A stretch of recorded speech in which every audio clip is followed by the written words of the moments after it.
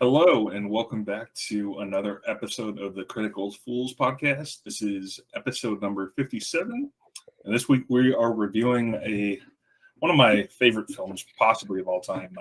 It's Friday Night Lights. Now, for those of you who don't know, this is a movie that was based off a book written in the early 90s. I'm seeing here, was it written in 1990, which is Friday Night Lights, a town, a team, and a dream. It follows a small high school football team in the city of Odessa, Texas.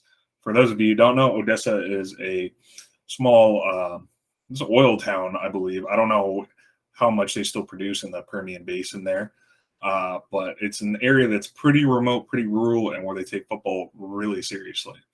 Now, my co-host and I have both read the book and watched this movie probably several times, but it's been many years since I think we've both seen this film.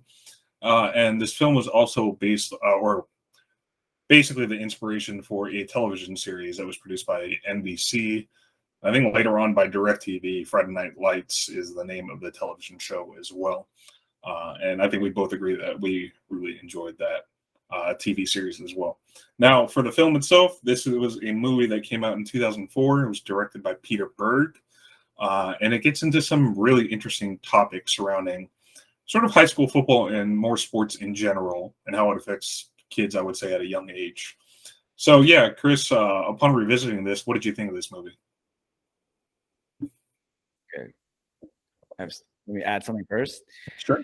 One is, as somebody who has done a lot of reading, not that I have any opinion on fracking, I'm not part of this podcast to talk about that.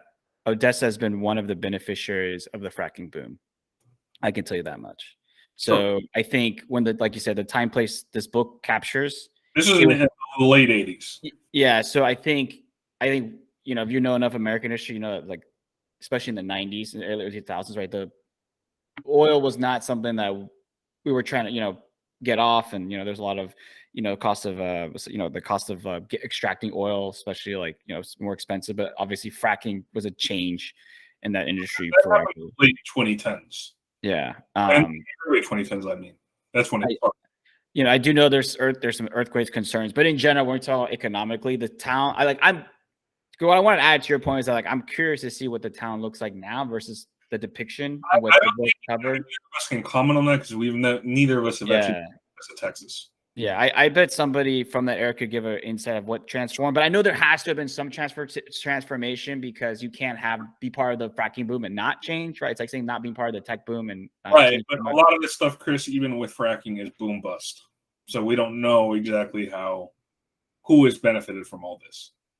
That is true. I will say another beneficiary of fracking. Sorry, this is aside, but we just need to settle this.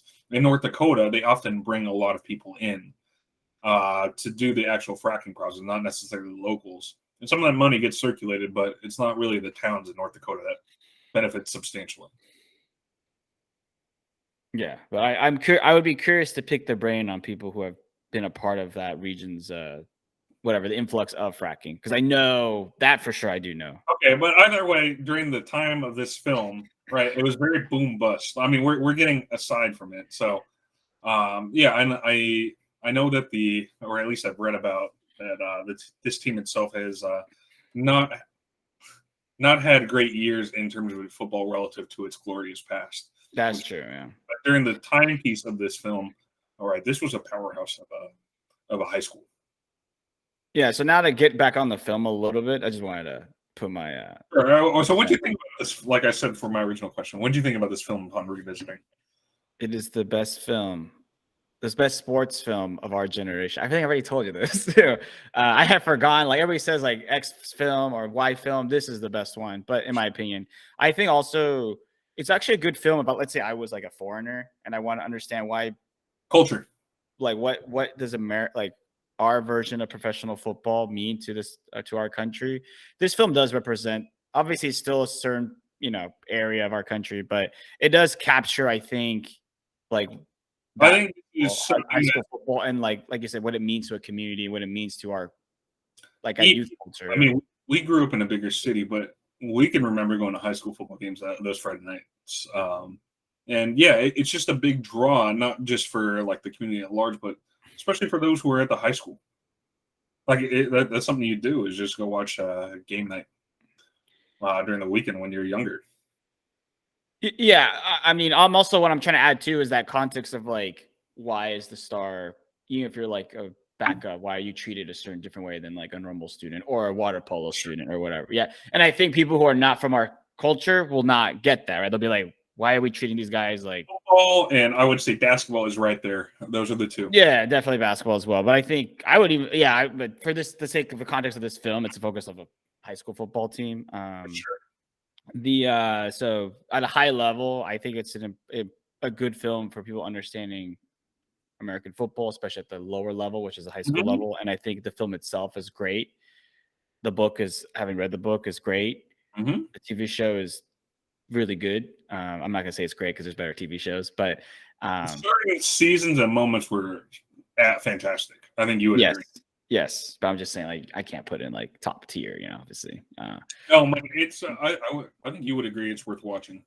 Yeah, as we're watching. But I would say like I have forgotten. I think for me, what I forgot is how this film is really like, and this category that say sports films, it's like upper echelon. Like it's like fantastic. I'll go on and say it. It might be the best sports film I've seen.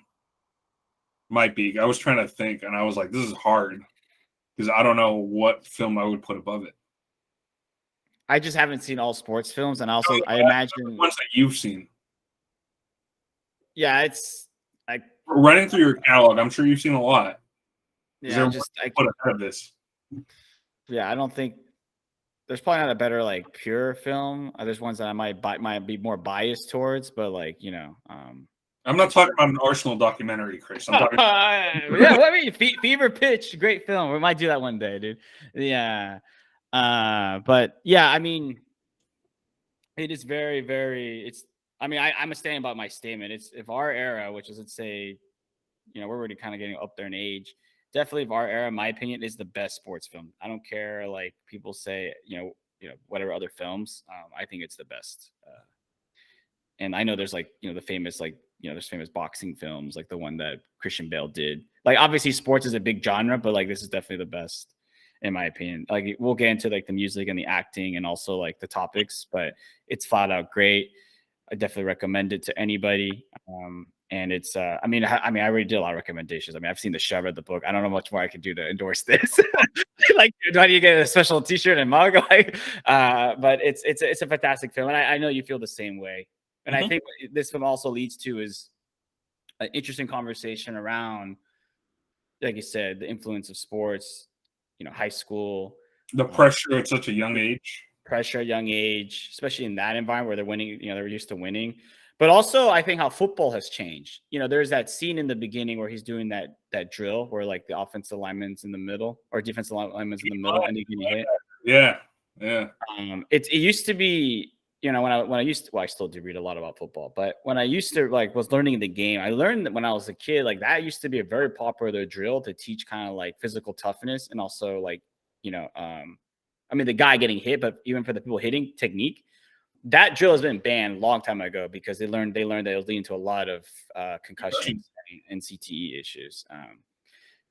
But I'm happy that this film was made when it was, and it was shown because I think way before concussion talks. This is 2004. Yeah, and we'll maybe talk about that a little bit. But I think what's also important to realize is how this is a full circle connection. I remember when my stepdad came, to this country, and obviously when I was growing up, he would, wait for me after cross country, and he was always fascinated of how like the he would call like the American football team trains, because he was just like, this doesn't seem like a high school level train. It seems like it's, it's really intense. It's really like physically draining and trying. I only played Frosh, and it was brutal. Yeah, and so I think this film also captures that, which I appreciate, because I think even though we think of the NFL as an entity and like a lot of people, the game has changed how they practice. You watch high school practices? Yeah, he would wait for. I watched a few, but he would wait. He would watch way more than I did because he'd wait for me to finish my cross country training, and he would, get there early and watch. Like basically, like I'm pretty sure he's not as like he doesn't know all the terms, but I'm pretty sure he was watching JV varsity practice because it was around the same time. Yeah. Oh, Yeah. what? So that would have been August. Oh yeah, I mean, he didn't even see the worst. I mean, the worst is you're talking July, August when they have 2-a-days, and those Yeah. are brutal practice. I would say the only thing that really compares, well, I don't know because I don't know all, but I remember seeing some wrestling practices. They were insane. I The bet actually. Yeah. people train like God. It's ridiculous.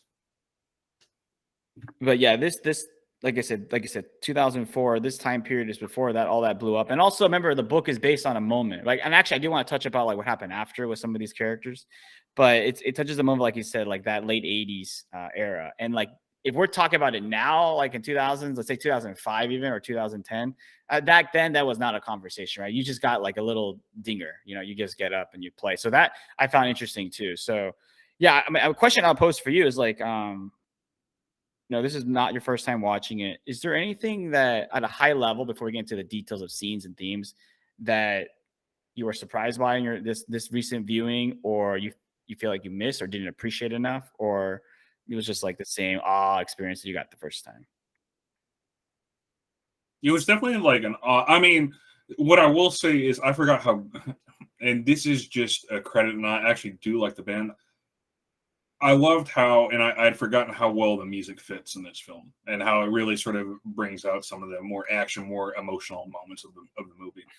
It was also hard to see the relationship between, oh my gosh, I'm trying to remember his name, um, between Donnie and his dad. That was a little tough at times because his dad was a state championship. He was, someone who never really left the town and who's going to be living there all his life. And it was brutal when he said, he's like, I'm just trying to get you to enjoy these moments, son, because you got 1 year and that's it. And then 1 year, and basically your life's just down the tube. Like you're not going to do anything else. And I was just like, God dang, that is so sad. And neither of us grew up in a small town. We have a completely different experience than that. But it was sad to hear that, and that is the reality for some people. Is like you have your senior moment of if you're like a star quarterback or star player in the high school, and you might not be good enough to play at D1 or D2, and so you're kind of just stuck there after, and you're not great educationally to like go on for yourself academically. Yeah. Yeah, I think that was one of the big things. Is a lot of people weren't going to do much after high school. They're going to be sort of trapped in this pit of their lives in the small town. Yeah. Yeah. I mean, that's a theme there, right? Like there's lines in the film like this is the best this is the best moment of your life, because the rest is just going to be have kids and work like at the oil rig or whatever. And a lot of it's like in this viewing, I realized that this is credit to the creative team on this film. There's some direct lines, but a lot of it you could see in the characters that play the teenagers, right? The little like unspoken of like, oh yeah, you're leaving because you have good grades and you have a pass, but I'm not leaving you. With Brian Chavez, or as they would call him, Chavo. Right? I mean, this guy was a valedictorian. The one thing in this film I wish it would play, and they touch upon a little bit of some racism, but they never really delved into the fact that a lot of Mexicans in some of these areas really experienced tons of racism. They had a little bit when they played Carter, right? Some of the black players were saying some foul things about Mexicans, but they never really got into it. And that is, from what I've heard, like a big part of life for like a lot of Mexican American Texans. I would say, correct me if I'm wrong, but I don't even think the book really. They don't really talk about it, and Yeah. I know that because we've known people from Texas. You hear some of that, and that is and it's been so long since I've read the book. Maybe they've delved into it a little bit, but I think it was more they were discussing racism towards black people. No, whereas there is a lot of racism that goes on between the three biggest groups during that time were, Caucasians, blacks, and Mexicans, and there's a lot of racial dynamics between those three groups. Yeah, exactly. I think the film definitely, like I said, super. Like, I would not say. I guess like a little details, but not much. And I mean, I only read the book once, and that was so long ago. I don't remember. I feel like I would have remembered. Yeah. They did a full dedication to it. I feel like it was under the surface, which is, I think, to be expected. Probably from criticism is they didn't touch that a little more. And I would say it's the criticism of the book as well, probably. Because But in some of it, what I will say, and shout out to Peter Berg, the director. I mean, he did a good job. He did a lot of research, but he should have at least interviewed or talked to some players of different backgrounds to try to get their experience for high school football life in Texas. yeah, I think just like the film, it did this. They did the same thing with the book, which is like the seminal characters are the coach Oh, Gary, yeah, like, Gary Gaines, and Booby Miles. Yeah, so and but then there was also Chavo. There's Mike Witchell, which they talk about quite a bit. But as well as Donnie, and there was a lineman who in the movie. Oh, and the linebacker, the preacher.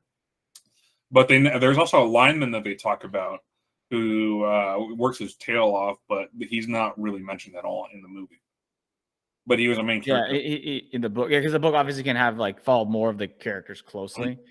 I remember the book being more of a story like he's really following not just the town. I'm sorry that we're bleeding between movie and film, but they are pretty connected. But like in the book, it's like he's following these teenagers in their last like year, really. Yeah. The movie is kind of like taking that, but also crafting it in a way where it's like a story that he can condense in a film, which is difficult probably, but he was able to pull it off. Yeah. What was the most heartfelt or tough scene to watch in this movie for you? I mean, I don't know. I'll answer that. I was going to ask you about like the Booby Miles character. I would say to me, it's tough. There's a lot of tough scenes in here. I mean, right up there has to be when Booby Miles realizes that his knee is done and he's probably done. That was a big moment. Mine was when he was in the car with his uncle after he removes all the stuff on the lock. That was tough to watch. Yeah, that was tough. Yeah. I think also when he's just asking, he's like, "What am I gonna do now, man?" He's like, "It was football or bust," and now it's bust. And that's something that hasn't changed in society. No, especially with athletes, you see it all the time. Yeah, we do see it all the time. I'm wearing that hat right now. See it all the time. But it's that's up there. I'm trying to think of what's another one that really hit me. I think actually, I forgot what's his name, the quarterback's name. Mike Mitchell. Mike Mitchell, and what was hinted like with his the state of his mother. I forgot that like that I forgot that's like he's it's interesting. So because they all bleed like. Right, it was a book then movie, and then we watched a TV series which came out a couple years later. It was interesting to watch this movie because we kind of did that sequentially, more or less. I think I watched the movie first, read the book, and then this TV series. Yeah, but then same. It was interesting going back and watching this movie again because I forgot how much of the inspiration these characters had on the characters in the show. Yeah, show. Right, because you can pick to like, oh yeah, that quarterback was similar to like Matt Saracen, who was the fictional character in the show, because he had his grandmother, same kind of deal. So it was interesting. Yeah, it's yeah. There were some tough moments. I think some of the great moments was okay. There was also funny moments. I mean, the what's his name? They really revolved around one character mostly. From my memory, it was the Chris Connor. His name? Chris Comer. Comer, like, remember when he's in the scene and his girlfriend's like, "Am I gonna be with a real running back?" I was dying. I was like, your back is back up. Will be a man. I get some carries. I want to be with a real ball carrier. No, I was dying. I was like, that's something you would definitely hear at a high school party or a real like a high school like for sure. Yeah, I was like, he's like, what am I supposed to do? I'm Booby's back. He's getting all the carries, and then he become a star himself. But it was Booby, then it was Don, and then it was him. Yeah, and then he would move up the depth chart, as you know. Yeah, that relationship between the relationship Don had with his dad was interesting too. Like you mentioned earlier, especially when he did the whole like you can't hold the ball and he does the tape thing. Wow. Oh, that tape. Well, that's one of the great scenes of this film. Yeah, that was rough, dude. When he's like about to hook up and he's like, "What happened to my lamp?" Oh, it's also so weird seeing him there. I got so uncomfortable. Like the dad just like looking over them. Yeah. He's like, "Hey, you growing up, girl? Now what happened to my lamp?" And I was just like, I don't know. I was like, oof. Yeah, that's one of the things that scene also touches upon the fact you said earlier. It's such a small town where like he probably remembers like when she was a kid, and like and now she's a full grown woman trying to get with her son, but he's pissed that like you got to hold the football. Basically, I was like, this is my first time watching the film. I was like, it was a good scene. I love the scene, but I was also thinking like in my mind, just to, make a different viewing. I was like, yeah, you're getting cock blocked today, son. You're not getting any. You gotta carry that football, bro. Yeah, he didn't care about anything else. It was the fact that he couldn't hit on the football. And for context, this kid is just very fumble prone. Just doesn't have good hands, strong hands. Yeah. Then he has the one of the great performances in the film where he's like basically. I can't remember if that really happens in the book or not. I can't, but it's awesome film. I was like, I want that guy on my team, dude. I think his shoulder gets dislocated, right? He's like, pop it back in. I was like, that maybe it's based on the old. So to be fair, we're jumping around a lot, and sorry, it's just like there's some great moments in this movie.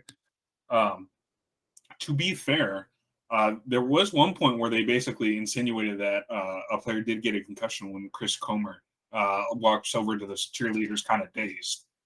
But they didn't really talk about a concussion protocol. There was no such thing as concussion protocol. There was a time where there was no protocols. You got zinger. But you can, for those of you who are younger, you can go look up on YouTube of early hits that were just absolutely like. There were some brutal ones they let go where of defenseless receivers where they basically could have killed a person. Some of them were so dirty. That was one of my favorite YouTubes when I was watching as a kid. Light them up, I used to say, dude. Make fear over the middle. I mean, these are the terminologies I grew up with. That's because you've never been hit like that before, Chris. Yeah, it's good for the spectator. I also wonder if it was because I can't remember if it was in the book either, but also I think that it might have been inspired by the one famous story that happened in college football where Herschel Walker. I think he dislocated his elbow or something or shoulder in the big game. I forgot if it was the title game, big game. And he told the assistant coach, like, just pop it back in. I'm getting out there. And like warrior mentality. But now it's like blue 10 pro. I mean, I don't want to go to rant here. Sorry. I'm old school. I'm old school. Okay? I'm old school. I mean, blue 10. Like when I see a player get the blue 10, like rip that blue 10 down. Get out there, dude. Yeah. But if I was a player, I want to see you get injured and be like, no, you don't get a blue 10. You be like, my leg. I need the 10. Yeah, and I would try to play, and then the coach would have to pull me up, and be like, "Dude, he's worse now." You'd be like hobble and fall down, and you like give him the 10, man. Yeah, that's what happened to me. I could play off this. I could walk on. I'm limping, but I could play. No, you're done, dude.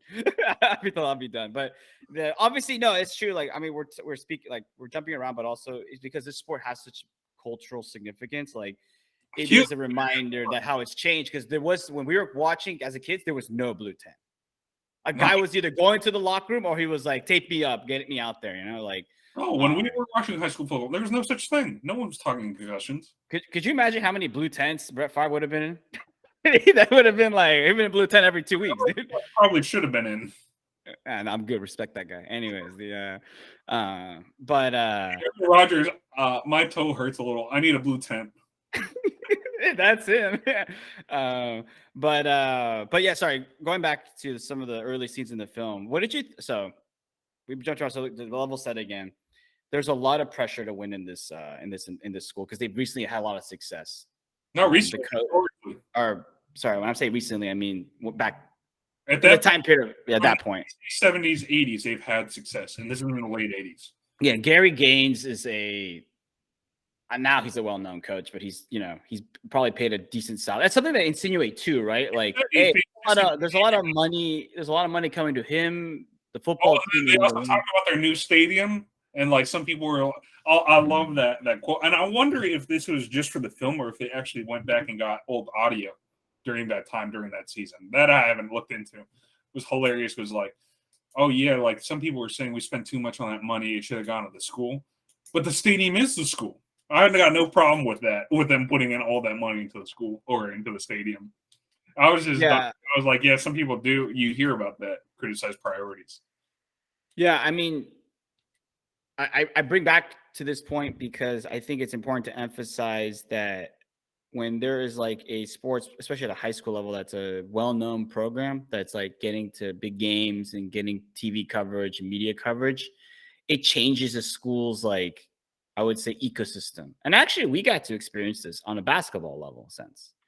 There was no greater talk than the basketball team, honestly, at times on campus, and even how the faculty and the admin geared everything towards them. So to give people context, the high school we went to, I believe 5 or 6 players our sophomore year went D1, which was insane. yeah, and we have one NBA player.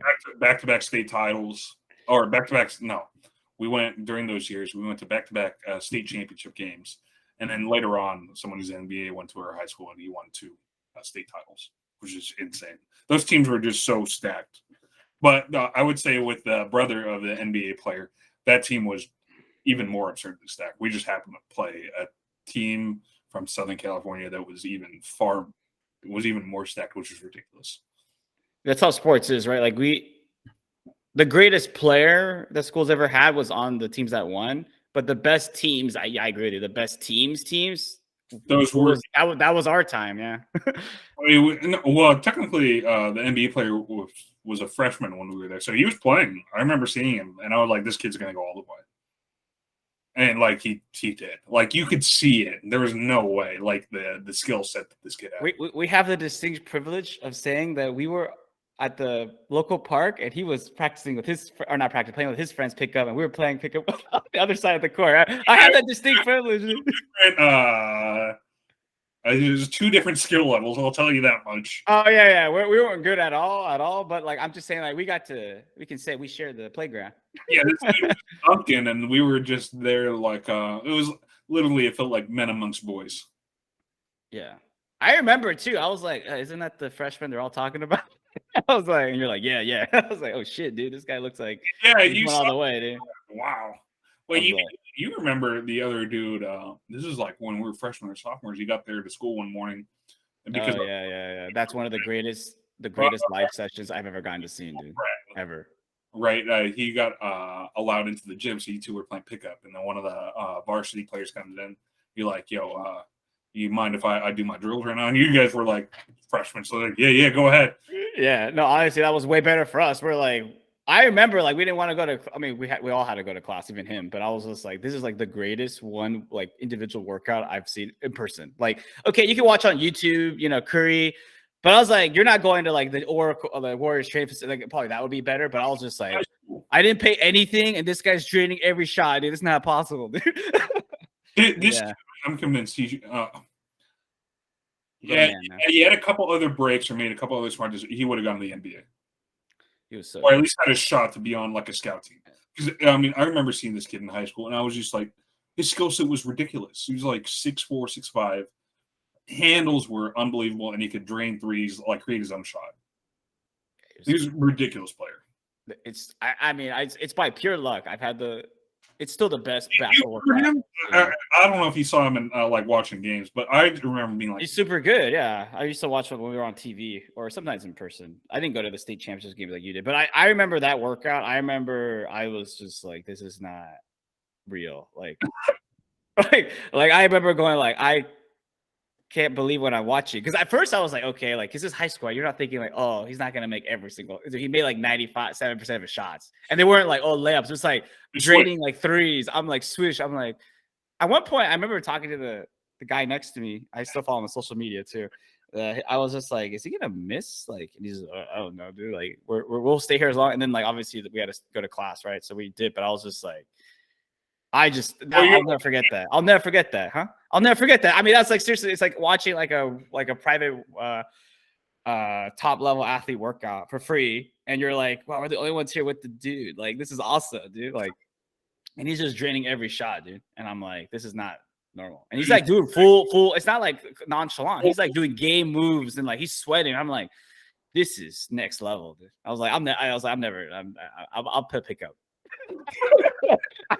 I'll play pickup. Like, this is next level. Like, I mean, that was cool. I'll be honest with you. Like, as much as like, there's all the things we can get into with what happened with that program and certain players, but as a admirer of athletics, that was really cool to see. That was really cool. I imagine it's like watching like, the what's her name, Katie Walsh play volleyball back in those days, like 90s, right before she won gold medals. Like I imagine like you're just seeing something that is just not normal, right? Like there are like I went to see like my sister's basketball teams, like girls and boys, and honestly, like it's not the same. No, because Yeah. there were a couple other high schools around the area that were very good. They were fun to watch, but like our team was like the best during that time. And then I think they went back after. Like this is the thing. We both went to a private school. They say there was claims that, or they always said there was no recruiting. I don't believe that. No, I have the evidence. I've already told you this story many times when I was doing volunteer work at a food shelter.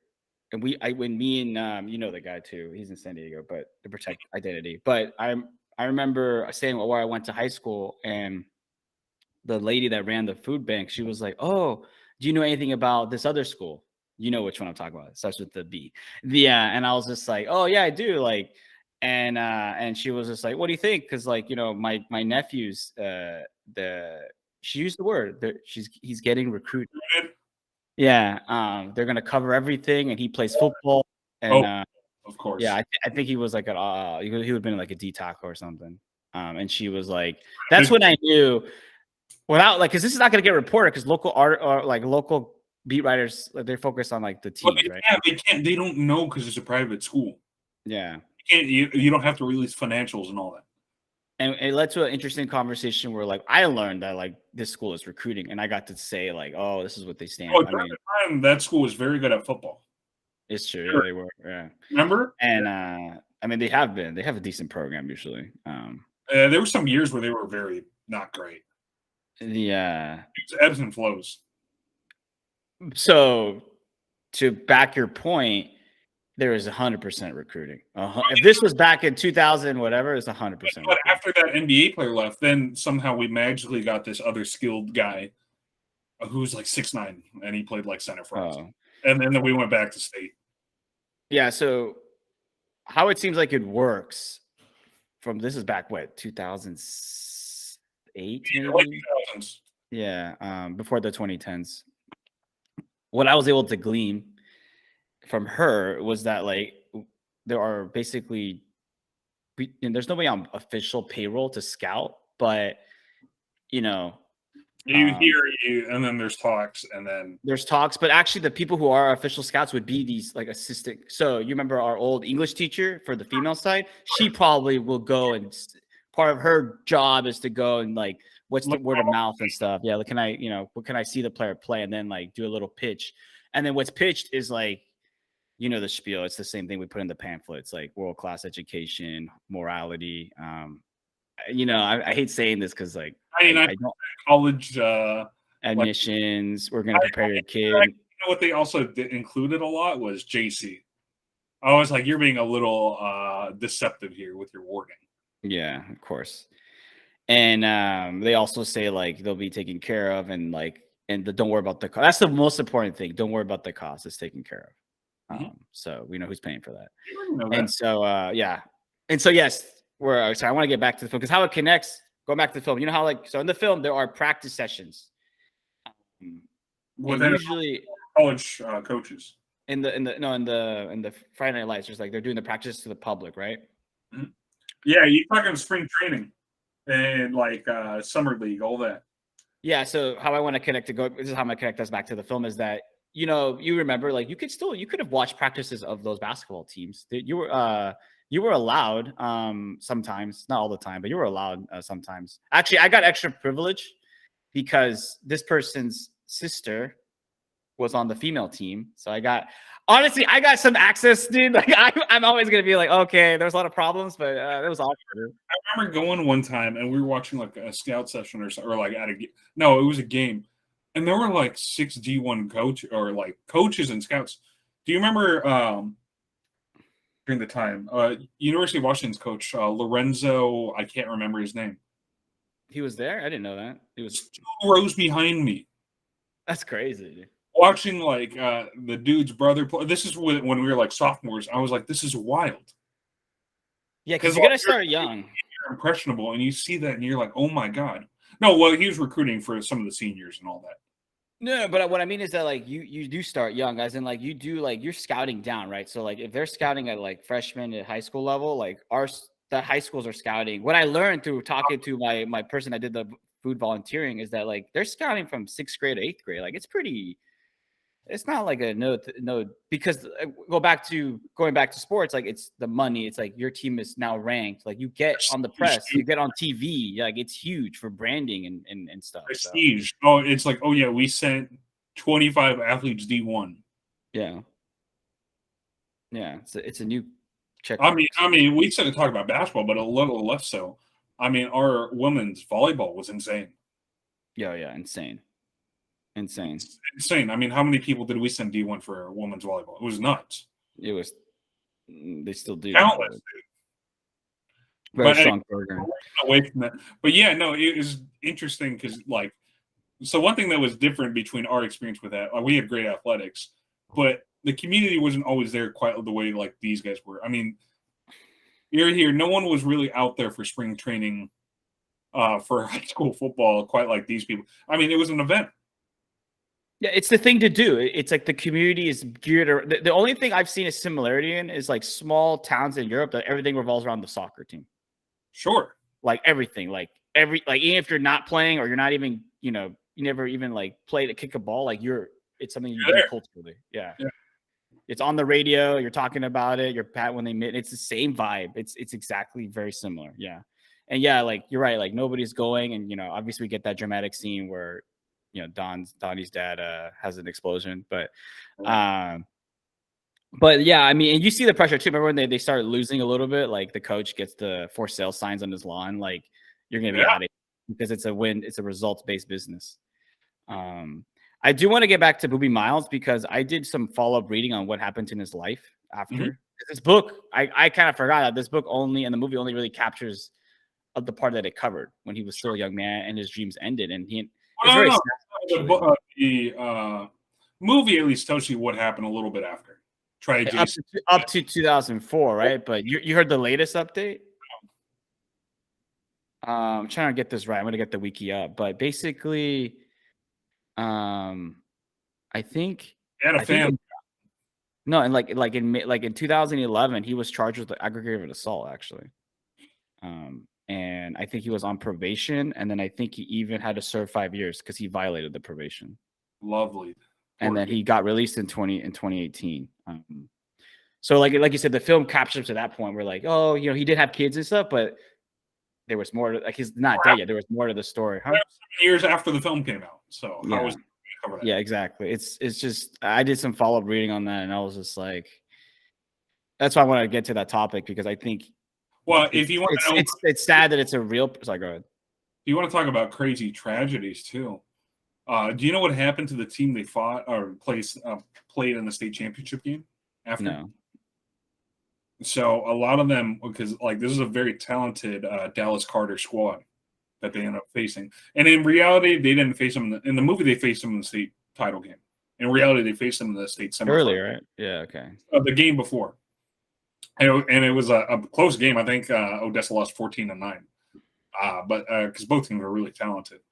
But what ended up happening is like a lot of these dudes were supposed to go to D1, but like 4 or 5 of them were charged with armed robbery, like the summer before they were supposed to go to their programs, and all that fall apart. I mean, you're not going to get any D1 scholarships after that. Yeah. So that was they made another movie off of that was produced by actually one of the Dallas Cowboys, which we might touch upon at some point. Oh, Daryl Johnson. Darren Johnson. But anyway, going back, it's tragic what happened to Booby Miles. No, I wanted you. So I think it's sad. My statement was going to be it's sad that it's a real person's life, but I think it's very symbolic of like. Unfortunately, like the archetype or stereotype of certain college football athletics, right? Like he got injured. Obviously, it changed the direction of his life, and that's where he ended up, right? And this happens to many athletes every year.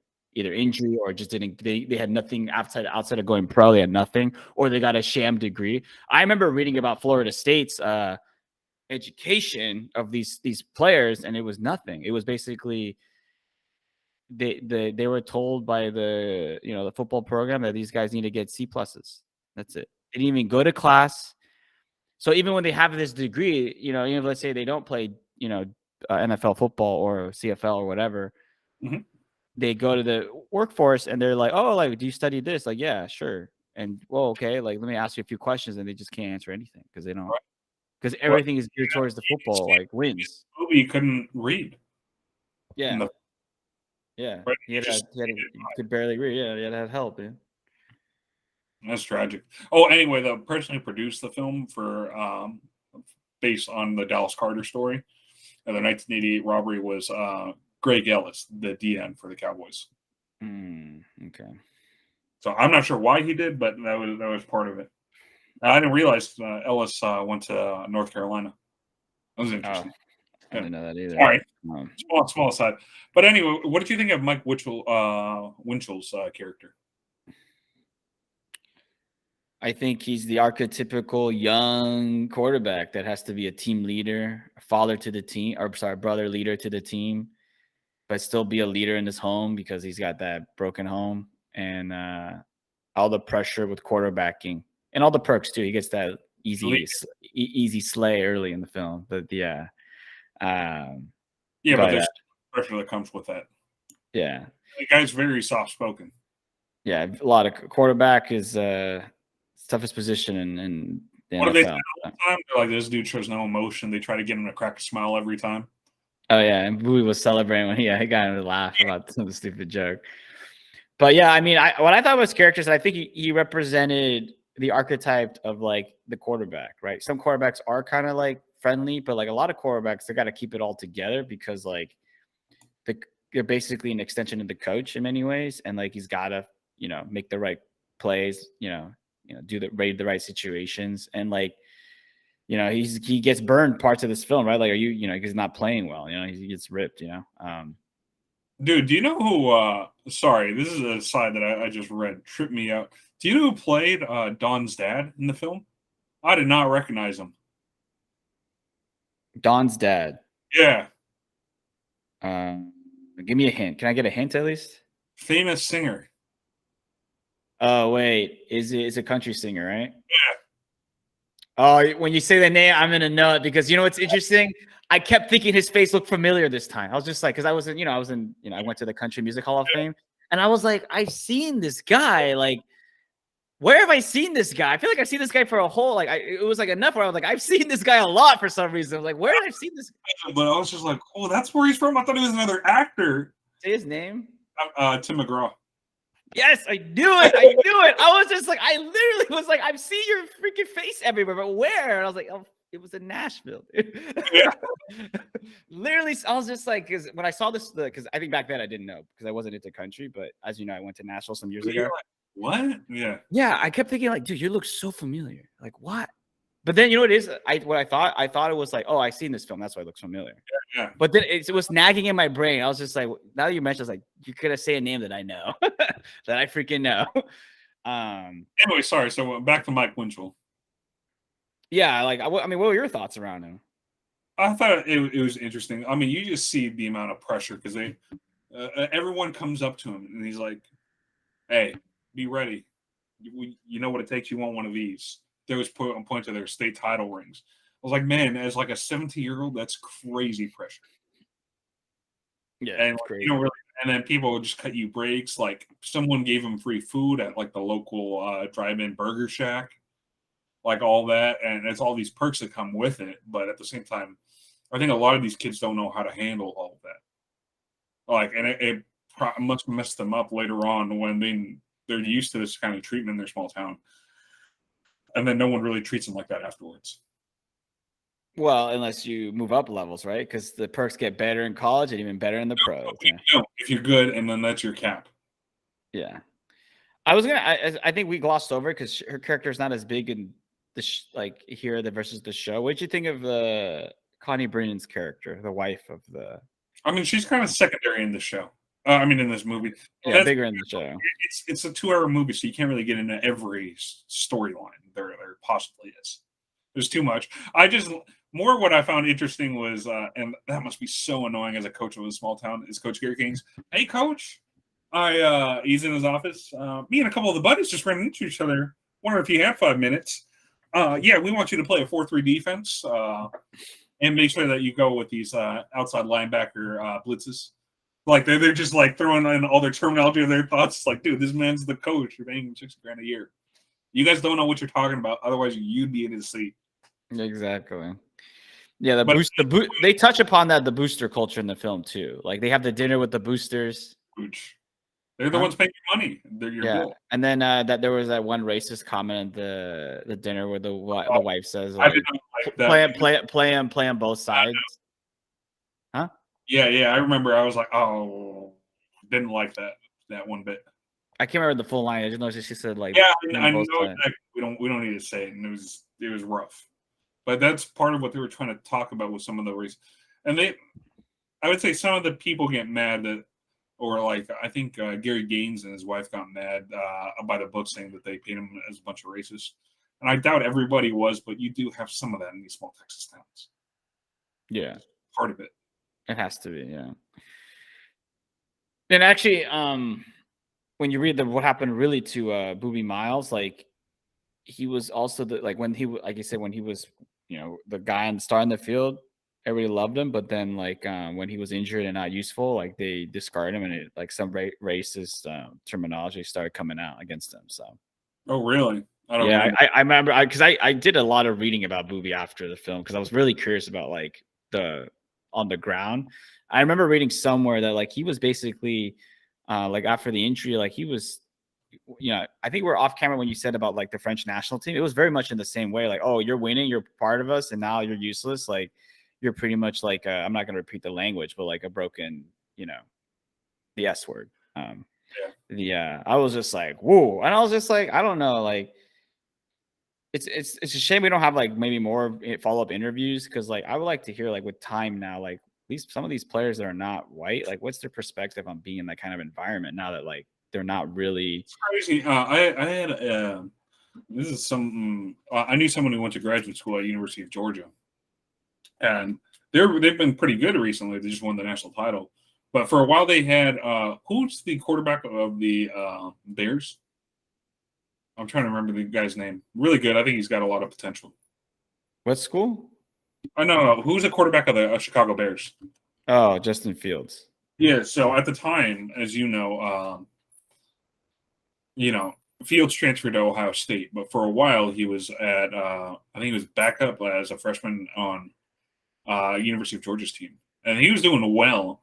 But apparently, it came out that when he had like a bad game or something like that, a lot of the frat dudes there were just yelling racial slurs. It's like, dude, why would you say that to someone who's on your team? I would like same people. If he has a great game, you're not going to hear a peep. On this topic, I have the quote actually. So they didn't say broken. They said after Miles's injury, he had experienced racial epithets such as he should be shot like an ant. I'm just saying, like, it's rough, dude. Like, yeah, 80s Texas is a wild place. So I'm not surprised what happened to Justin Fields. So in Georgia. They have the stereotype. Georgia fans are known as being very obnoxious and saying a lot of foul things.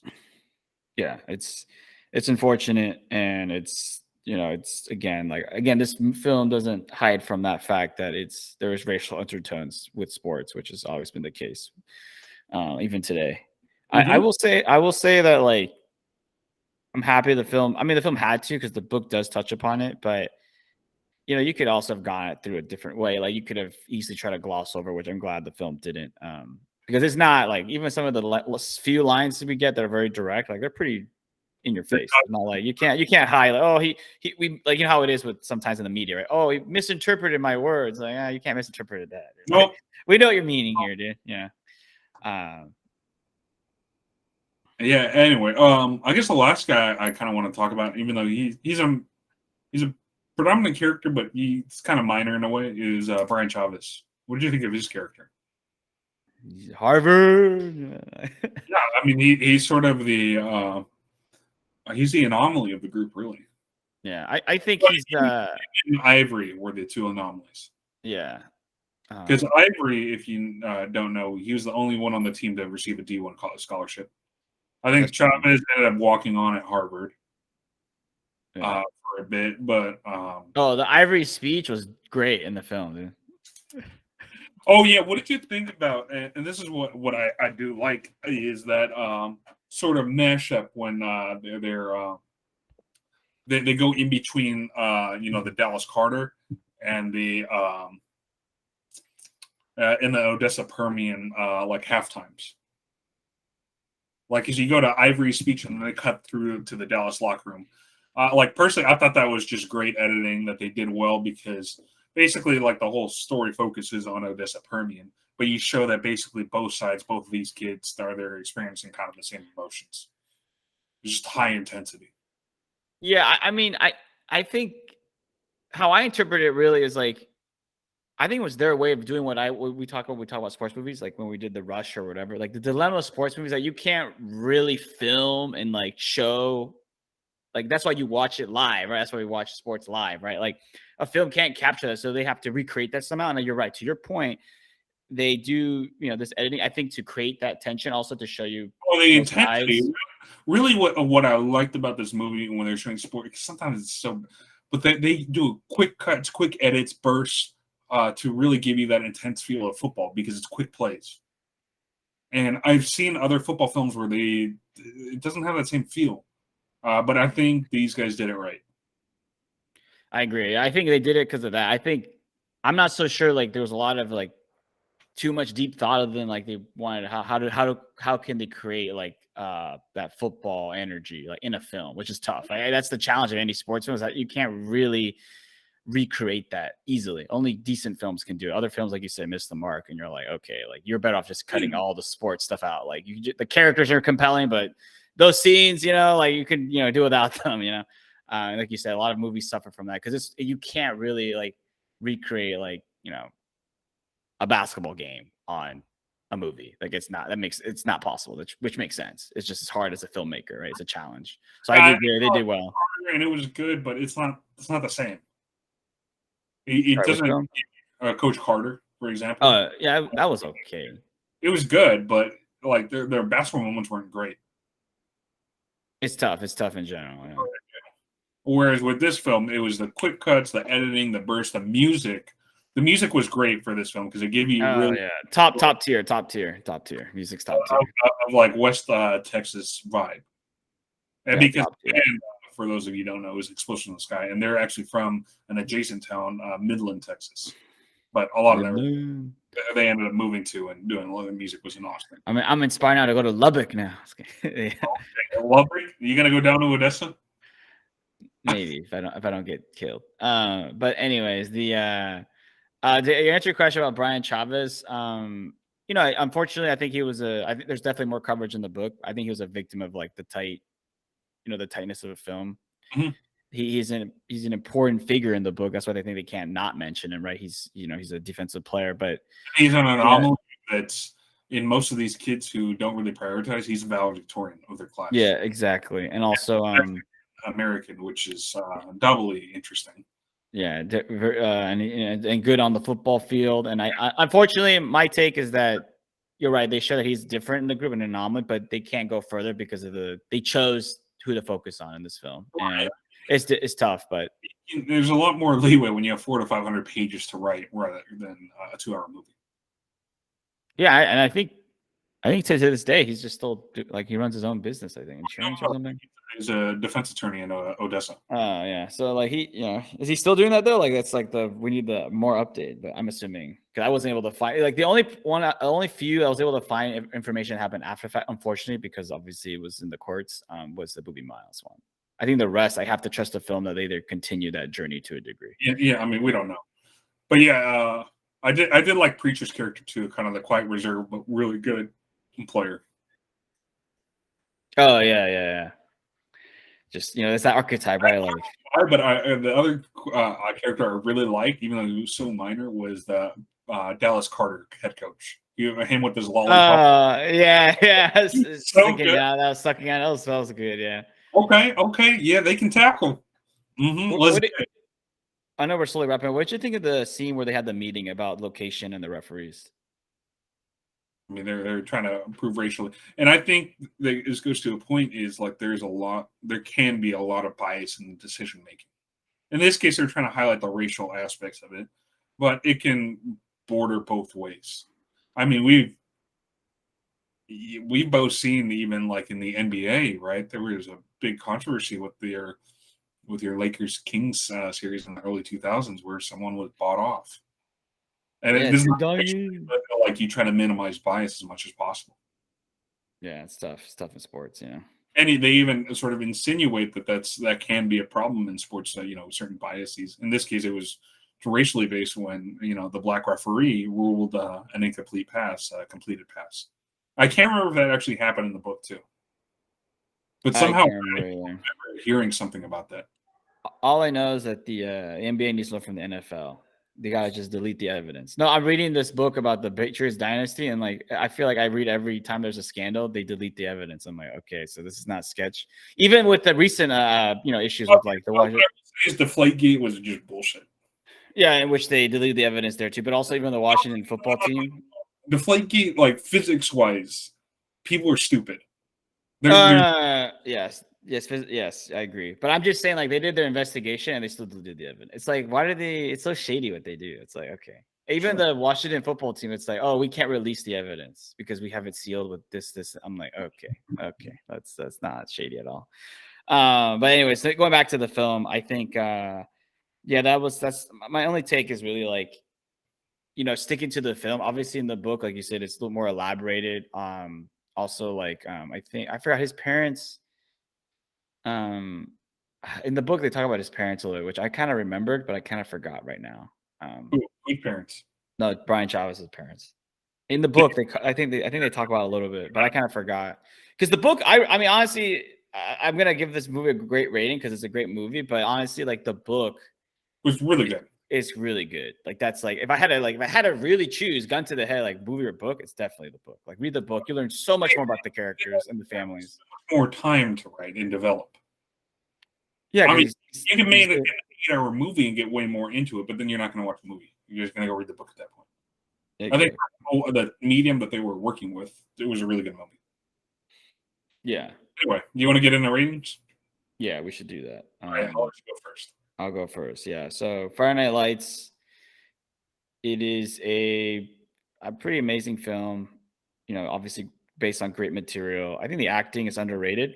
A lot of these actors were not big names, except for maybe the coach. I think the coach is the only big name. And I mean, not like, yeah, we all know the country music singer, but he's not an actor per se. So I have to say, and obviously this is before Connie Britton was big, so she's big now. But hold on, before you get into it, guess who else is in this movie I didn't recognize? Big, especially recently in our culture. Okay, let me check. Hold up. Okay, now I'm like, you're killing me. Amber Heard? Yeah. I did not know. Wait. What minor role did she play? Is she the girl that he was hooking up with, Donnie? Yeah. Oh, she's hot. I can see why somebody got seduced. She was hot then. She's kind of hot now. But terrible person. What we learned. I didn't I did not know that either. It must have been. This is way before she was big, though. Come on. 04. This is probably one of her first. Like, I'm gonna. No, okay, hold on. Now I gotta go to her wiki and see. Like, is this like? It's like one of her first roles, isn't it? Yeah. This is her first role in a film. And I don't think she says many lines. I think she says like 3 lines. Dude. That is crazy. This is a star-studded cast. Okay, our main cast is not star-studded. That's what I meant to say. Our main cast is one guy, and then the rest are like Connie Britton isn't big yet. Amber Heard is not. Now she's huge, obviously because of the trial. Reasons. Man, how old must she have been back then? She's not even that old now, right? She's 36 now. 2004 was what? 6 years ago. So she was 20 then. That's how she looked like when she was 20. Smoking, dude. I was a young chap. Oh, actually, I was 2004. I was in grade school. Yeah. Yeah, but it's the Wow, oh, that's fast. now you're throwing for a loop, dude. Because now I'm like thinking of Amber Heard and how hot she is, dude. But she's toxic. Gather your thoughts and get to your rating. God dang it! Okay. I'm not falling for these tricks in the future. I have no opinion. No, about anyway, go ahead. Yeah. So I was trying to say like our main cast is not star-studded, even though I did see that like the guy that plays Donnie ended up having a pretty bigger career. Oh yeah, he was in Tokyo Drift. Yeah. No, I mean not Donnie. The other dude, Mike Mitchell. Yeah. So I mean, they did have careers, but it's like they're not even now. I wouldn't say most people, other than the few we just mentioned, would know them by like top tier. And yeah, so I'm gonna. So sorry, acting was great. The film was great. The music was top notch. I mean, 10 out of 10 on the music. I think it's tough for this film in some ways. It's tough for this film to capture everything because of the time constraint and the medium. I will say they did the best they could with the sports aspect. One thing I will say though is that I think you could tell which characters from the book they prioritized. I could have a healthy argument that was maybe they left a little bit on the table.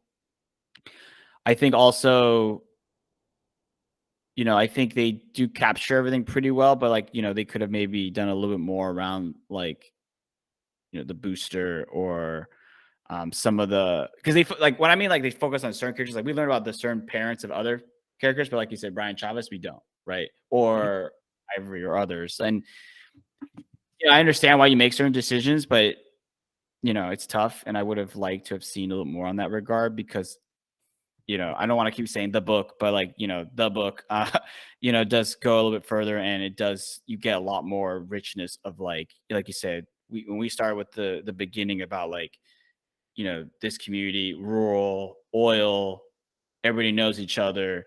And one thing that is not talked about is that like not everybody just works in oil, right? There's agriculture, there's other things. And like you said, a lot of, the three ethnic communities at the time, they have their own kind of like professions and roles in that society. And I'm not saying they have to explore that. I'm just saying like it's something that I know they focus on the football team, but in my experience in life, sports is very much intertwined with culture and society and class. And I wouldn't say it's like glossed over, but it's like they put their feet in the water there. I would have loved to have seen a little more exploration, but it's tough because I think of the movie length. So I'm not going to fault it for that. I will fault it for maybe not giving like each of the four major player characters enough rope. So I'm going with 9 out of 10. Top tier, can't go fault it. And I will stand by my statement that it's probably the best sports movie of our era, which is let's say 2000 to 2020, which is kind of when we grew up as teens to young adults. The floor is yours. Yeah, fair enough. I think we both kind of echo some of the same criticisms of this. We wish they could have explored a little bit more with certain aspects of this film. Specifically, I would have liked maybe some bias, more exploration of Brian Chavez's character. I mean, Booby was obviously the main person to focus this around because he was the athlete who had everything going for him, who suffered a terrible break as he did in the book or in the true story of the inspiration for this movie and book. And so obviously, like Brian Chavez is not going to be the star character because he doesn't have a knee injury that sort of leaves him put on the sideline and sort of his future in jeopardy. But what I will say is the acting performances are great. I thought the music was exceptional. If they didn't have this sort of music score, I don't think I would have rated this film quite as high because I think it was very unique in their choices from Run DMC.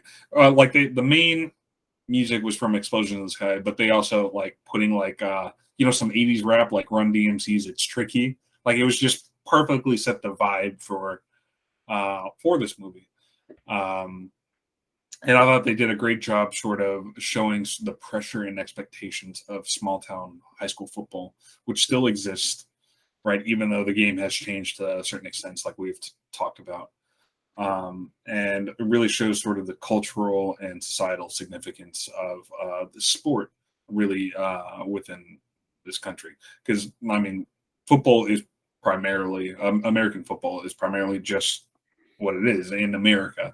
I think they play it to a slight extent in like Japan and Canada, but it's nowhere near. It doesn't have global significance like it does, typical football or soccer, as most people call it in the States, have, because that's a global impact of the sport. It means a lot more to a lot more people worldwide. But here in the U.S., that equivalent is American football, I would say, even still to this day.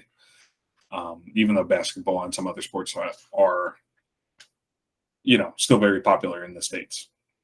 But overall, thought this movie was great. It's probably the best sports film I've seen in terms of sort of trying to get the feel and the vibe and the intensity and really try to show the stakes that all these people, both on and off the field, have to deal with. So for that reason, I give this film a 9 out of 10. Oh, same rating. Nice. Yep.